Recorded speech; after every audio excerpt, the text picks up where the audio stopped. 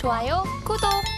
이어서 원픽 섹터 알아보겠습니다. 실적과 관련해서 사실 잘 나온 쪽들도 있었지만 석유화학 쪽은 그다지 쪽 좋지는 못했던 것 같습니다. 이쪽 섹터 골라오셨더라고요. 네, 사실 뭐 최근에 은근슬쩍 좀 많이 반등이 나오고 있는 상황입니다. 뭐 금일 같은 경우 좀 쉬어가고 있지만 대부분의 석유화학 업체들이 이제 저점 대비했을 땐 주가가 상당히 좀 올라와 있는 상황이고요. 또 중장기 이평선들도 좀 수렴을 하게 되면서 드디어 좀 길고 길었던 업황에 대한 턴이 나오는가에 대한 좀 그런 기대감이 높아지고 있는 상황이거든요. 그리고 뭐 이제 최근에 발표됐었던 중국의 지표들도 그렇고 뭐 금일 같은 경우도 이제 어느 정도 좀 확산에 대한 부분들 그리고 미국장에서 알리바바나 진동닷컴 같은 이런 중국주들도 굉장히 강한 흐름들이 나왔거든요. 거기에다가 이제 강제성 있는 이런 밸류업 프로그램까지도 진행을 하고 있기 때문에 최근에 증시 자체도 상당히 올라왔습니다. 그래서 그런 전방위적인 분위기를 본다면 충분히 이런 석유화학에 대한 기대감이 일부 높아질 수 있는 부분들이 되지 않을까라고 생각을 해서 석유화학 업종을 좀 골랐고요. 그중에서 효성 TNC를 조금 들고 왔습니다.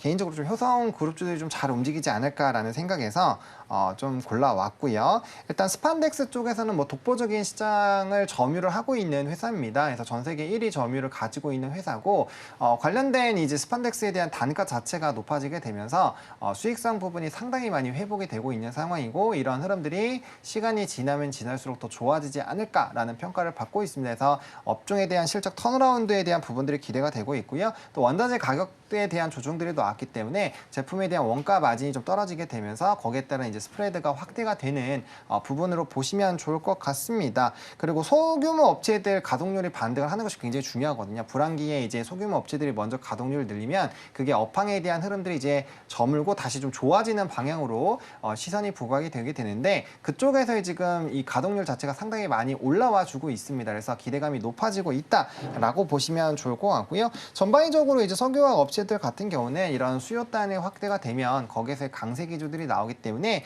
흐름들 좀 지켜보시면 좋을 것 같고 주가는 상당히 좀 꽤 올라온 상황입니다. 이전에 이제 뭐 사실 단기적으로 보더라도 2023년부터 주가가 쭉 하락을 했고요. 그 다음에 사실 긴 텀으로 본다라고 한다면 이게 2021년 고점 찍은 다음부터 계속 빠졌거든요. 근데 그랬었던 차트가 30만 원대, 25만에서 30만 원대에서 바닥을 여러 번 다진 다음에 다시 한번 조금 반등의 흐름들이 나타나고 있습니다. 이전에도 2023년 넘어갈 때 한번 역배열에서 정배열 나왔을 때 주가의 상승 폭이 25만 원 라인에서 거의 47만 원, 8만 원까지 해서 거의 100% 정도 올라갔거든요. 근데 이번에 다시 정배열에서 역배열로 바뀌는 초입 부분인데 스타트 라인은 30만 원부터 시작을 했기 때문에 과거의 상승폭과 좀 비슷하게만 나오더라도 사실 이전의 직전 고점을 충분히 돌파를 할 수 있다라는 부분이고 그렇게 된다면 현재 가격 대비했을 때도 충분히 상승폭을 20% 이상 좀 노려볼 수 있는 상황이고요. 증권가에서 목표가는 굉장히 높게 설정이 되어 있습니다. 제가 말씀드린 가격대보다 더 높게 형성이 되어 있기 때문에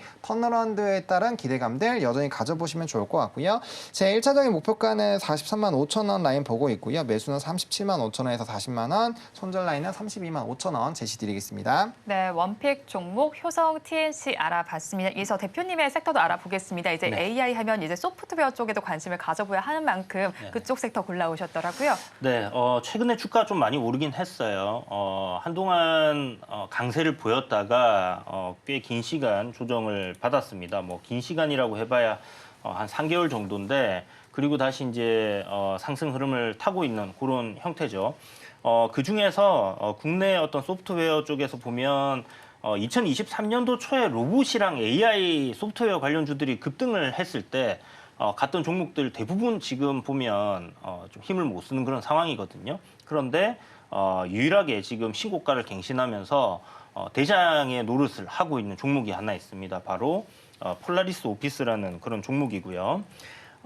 지금 뭐 아시다시피 뭐 AI 그 빅테크 기업들의 AI 전쟁 이거는 지금 계속해서 심화되고 있는 상황이고 최근에 그 챗GPT에서 내놓은 GPT-4o 요거 이제 그 제 유튜브 채널에 필요한 썸네일 좀 만들어 달라니까 아주 잘 만들어 주더라고요. 네. 그래서 이제 그런 것들 보니까 AI 소프트웨어들이 왜 가는가 하는 생각을 해봤는데 폴라리스 오피스 같은 경우는 이제 실적적인 면에서는 뭐 한글과 컴퓨터의 견줄 바가 못 돼요. 좋지는 않습니다. 흑자긴 하지만 굉장히 미미한 수준의 매출과 영업이익을 내고 있는 상황이고요. 다만 현재 이 폴라리스 오피스라는 이 소프트웨어를 사용하고 있는 글로벌 유저가 1억 3천만 명이에요. 굉장히 많은 인원들이 사용을 하고 있고 이 중에 80%가 이제 해외 유저거든요.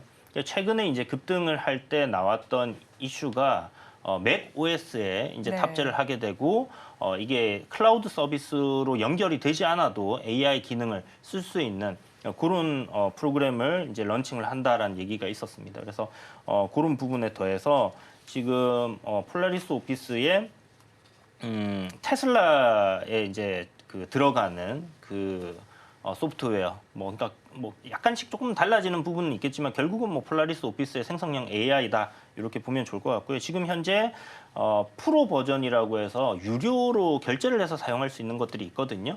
이제 단계가 좀 나뉘어져 있던데 세 등급으로 가장 저렴한 등급을 보자면 한 4,990원, 5,000원 정도 하는 그 정도의 가격인데 전체 1억 3천만 명 유저 중에 1%만 그걸 사용을 한다라면 매출이 어떻게 될까라는 부분을 좀 생각을 해봤어요. 그래서 이런 어떤 기대감이 있기 때문에 주가가 지금 신고가를 계속 가고 있구나라는 부분으로 우리가 좀 생각을 해볼 수 있을 것 같고 이 폴라리스 오피스 AI 이와 관련된 매출과 이익이 2분기부터 잡힙니다.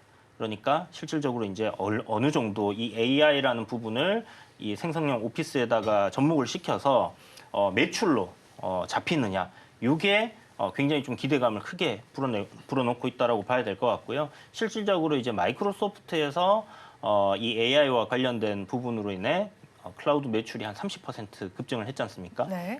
그와 관련해서 어떤 기대감을 줄 수 있는 부분들이 결국 폴라리스 오피스와 한글과 컴퓨터 두 개로 이제 나눠볼 수 있는데 그 중에서 일단 대장주는 저는 폴라리스 오피스가 아닌가라는 관점에서 우리가 바라보면 좋을 것 같고요.